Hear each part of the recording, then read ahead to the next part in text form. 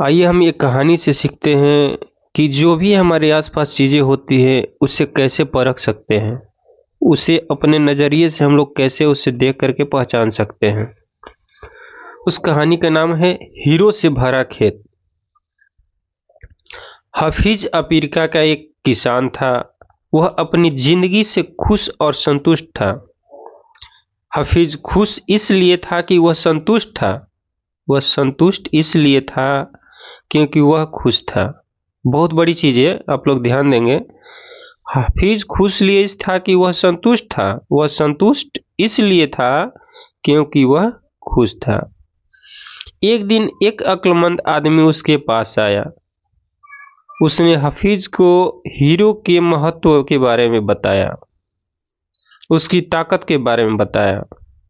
उसने हफीज से कहा, अगर तुम्हारे पास अंगूठे जितना भी बड़ा हीरा हो तो तुम पूरा शहर खरीद सकते हो, और अगर तुम्हारे पास मुट्ठी भर हीरा हो तो तुम अपने लिए शायद पूरा देश ही खरीद लोगे। वह अक्लमंद आदमी इतना कहकर चला गया। उस रात हफीज सो नहीं सका। वह असंतुष्ट हो चुका था,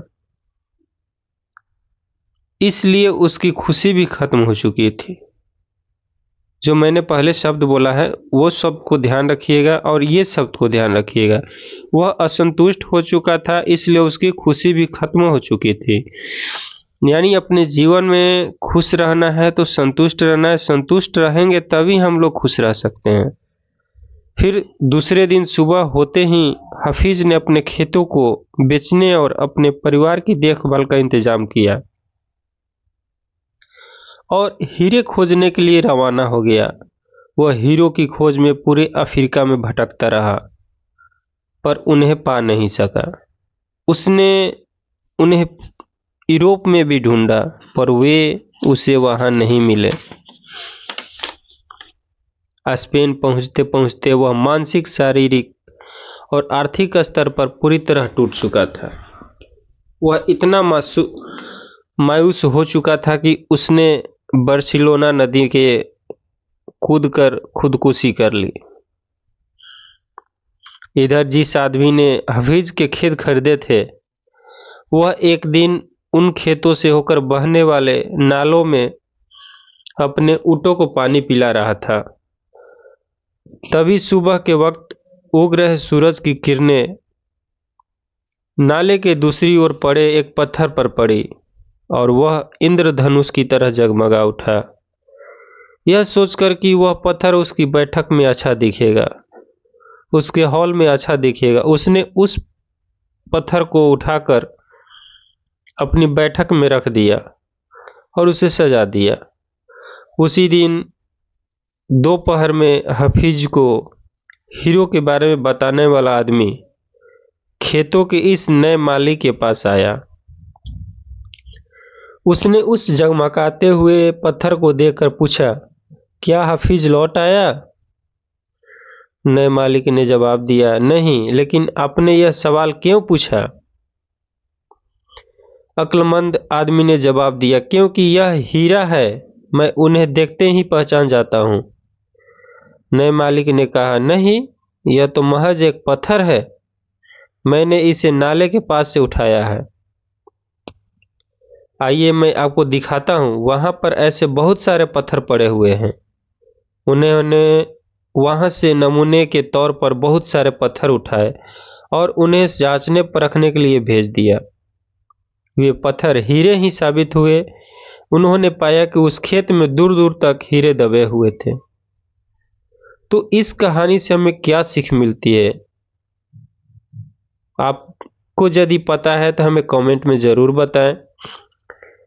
तो आइए हम सब देखते हैं कि इस कहानी से हमें 6 सीख मिलती है, जिससे हम लोग अपने जीवन को बदल सकते हैं, अपने जीवन को परख सकते हैं और अपने जीवन को आगे बढ़ा सकते हैं। इन 6 सीखों के बारे में जानते हैं। जब हमारा नजरिया सही होता है तो हमें महसूस होता है कि हम हीरो से भरी हुई जमीन पर चल रहे हैं। मौका हमेशा हमारे पांवों तले दबे हुए हैं, हमें उनकी तलाश में कहीं जाने की जरूरत नहीं है।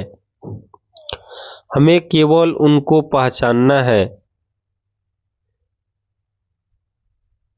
दूसरा है, दूसरे के खेत की घास हमेशा हरी लगती है।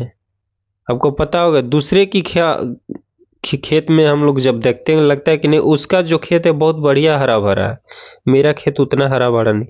यानी हमें संतुष्टि नहीं होती है। सबसे पहली बात है कि हमें संतुष्ट होना है। तीसरी है, हम दूसरों के पास मौजूद चीजों को देखकर लालचाते रहते हैं। इसी तरह दूसरे हमारे पास मौजूद चीजों को देखकर ललचाते रहते हैं।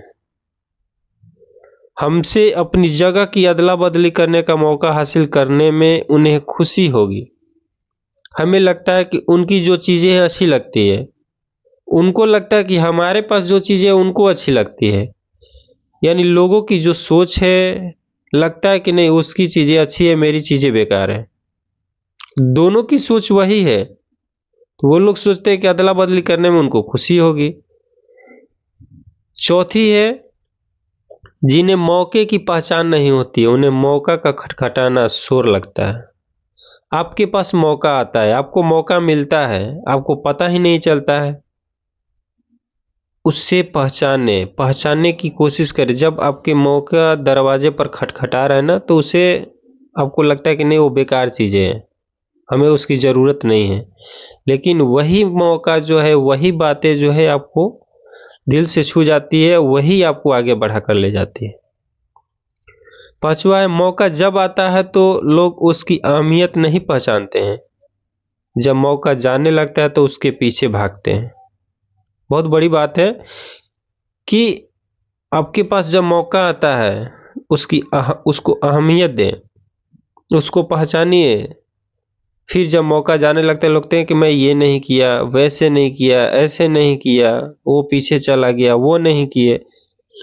आपका जो है मौका आपके अपने लिए देखिए, पीछे वाले को मत देखिए, उसके पीछे मत भागिए। जो आपको मौका मिला उसी को उजागर कीजिए।